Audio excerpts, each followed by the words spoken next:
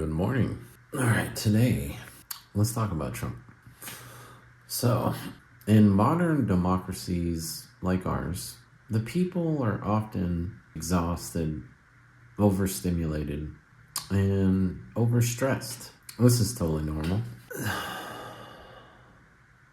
The citizens of these democracies are inundated with information, contradictions, and crises that make their heads spin. Inequality, political dysfunction, and cultural friction pulse through everyday life like an electric current. For the people that live in these states, relief can't be a sedative. It has to be a jolt, a hit of intensity that wakes everybody up, makes us feel alive, and convinces us we're finally seeing reality.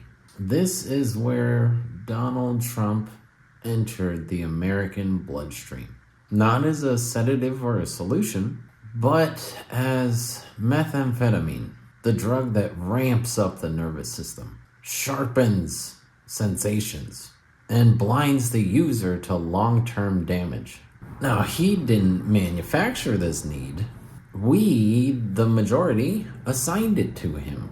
And the political establishment, like a pharmacy, indulged our craving. Trump became the stimulant of American democracy.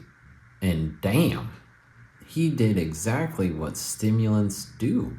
He made everything feel bigger, feel faster, or feel more urgent, while at the same time leaving the structural foundations of power intact. I mean, if anything, he's doing his best to make sure those foundations are harder to see. But he enticed us with the thrill of stimulation. Trump's power has always been kinetic. He feeds the appetite we have for attention, for outrage, and for immediacy. He amplifies emotion. He rewards reaction. He turns every grievance into performance art, like Michael Scott from The Office. And this approach was intoxicating to us. It hit us like a feeling of lightning in your chest.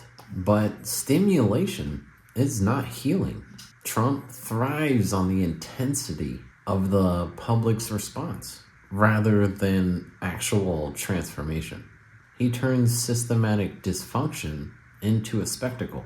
He focuses our attention on enemies, scapegoats, and chaos rather than the structures that empower all of them. The emotional high that he gives all of us is undeniable, but the underlying disease our democracy has continues to fester. In the US, it's like we went to the doctor with 2 broken legs, and the doctor said, "Oh, well, here you go, take this meth, that'll fix your legs."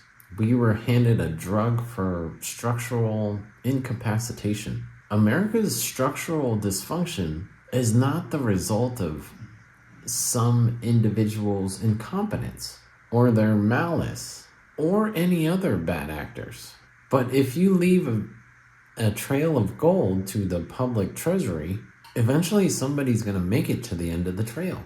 The outcomes of entrenched privileges are embedded in law and policy, like land monopoly and speculation, or financial extraction and rent seeking, or media consolidation and attention markets, or even political incentives that reward disruption over production.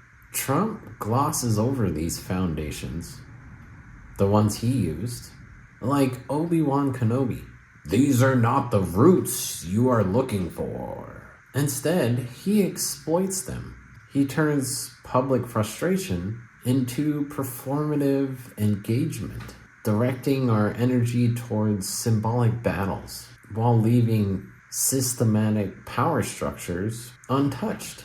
He is the stimulant that makes the public feel a jolt of energy, while at the same time ripping up the path he took to get there so no one can follow in his footsteps, further leaving the entrenched power structures untouched, unchallenged. And there's a hidden paradox behind all this. A figure who electrifies the public without producing structural changes strengthens the very forces he opposes, or the left. Here's how that whole cycle works. First, hyper-intensity fuels excitement, outrage, and participation. But structural conditions remain unchanged. The public's euphoria eventually turns into exhaustion and disillusionment, and then reactionary forces on the left exploit this fatigue with simple, forceful narratives, stories that promise moral purity, and instant social transformation. And then society swings to the left with volatility because the high wears off, but the underlying issues persist. Now, Trump's approach is not new. It's like literally copy and pasted from Huey Long back in the early 20th century. Trump is just a more commodified version of Huey. He magnifies division, anger, and performance art. He's been doing this long before he was president. And the thrill is addictive, but it leaves the people of this country jittery, unstable, and unprepared for real reform. Instead, we're like meth heads looking for that next hit. We just inject it with our phones. It's like we're all part of this national art performance with social experiments sprinkled in. Trump is less a problem solver than a living embodiment of stimulation and disruption. His presence commands attention and emotional energy, making people feel like they are participating in some dramatic narrative. But living symbols can pacify as much as they can inspire. When people believe some figure is acting on their behalf, they often suspend their own agency. Generationally entrenched powers understand this instinctively. Better to let the population choose a high-octane personality than to empower sustained structural and collective action. This is why Trump became democracy's meth. He's powerful enough to amplify anger, powerful enough to energize action, but never powerful enough to restructure the system. He was always ready to redirect our attention back into performance politics, the kind of politics we were getting away from before the meth came into the picture. It's as if we were leaning off this performance bullshit politics. And then fucking Trump came in there like, ooh, bump. Then we all got high off it. And that high has become like habitual, like a habit of expectation. An expectation that elected officials, promoted by deep pockets, will ever stop the generational reduction in our piece of the pie. The pie we make. The cure for this addictive habit is structural reform. If Trump is meth, then structural reform is sobriety, therapy, and long-term recovery all wrapped in one. It requires us to slow down, identify the root causes, and to systematically correct incentives. A real democratic repair demands we break the monopolies, especially the land monopolies. Think like Bill Gates in agriculture. What the fuck is he doing in agriculture? He's not a fucking farmer. We tax land value instead of fucking labor. We eliminate speculative profit from mere ownership, which is Trump's lifeblood, along with all the other people like him. Real reform demands that we return land rents to the fucking community that makes it in the first place. Fixing land allocation stabilizes housing, reduces inequality, and channels opportunity Back to productive work rather than sitting on your ass. A real democratic repair demands we end financial rent seeking by breaking up systematic risk institutions, eliminating predatory lending, and creating public land trusts with interest-free lending, directing capital into productive investments, because finance should fuel the economy, not drain the shit. And then real reform demands we reclaim all the natural monopolies in our fucking country.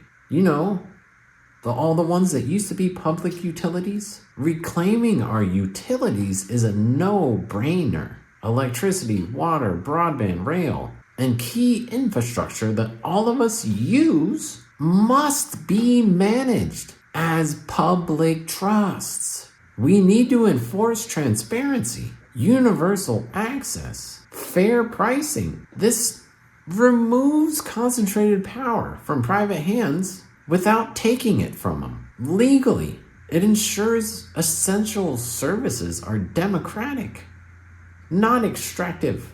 The whole meaning of services needs to be managed by its relevant population. Yeah. Democracy is when everybody's involved. Democracy is not a list of discount politicians.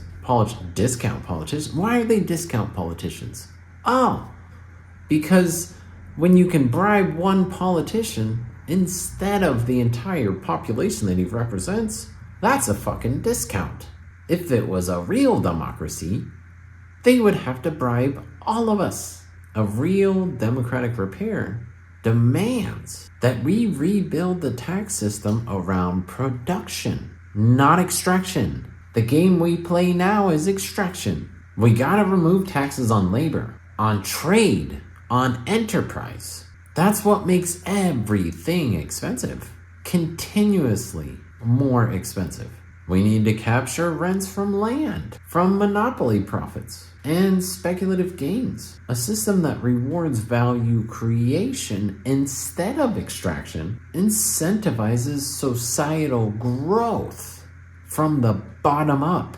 A real democratic repair demands that we decentralize power and localize responsibility. Governments must be decentralized, while responsibility is distributed locally.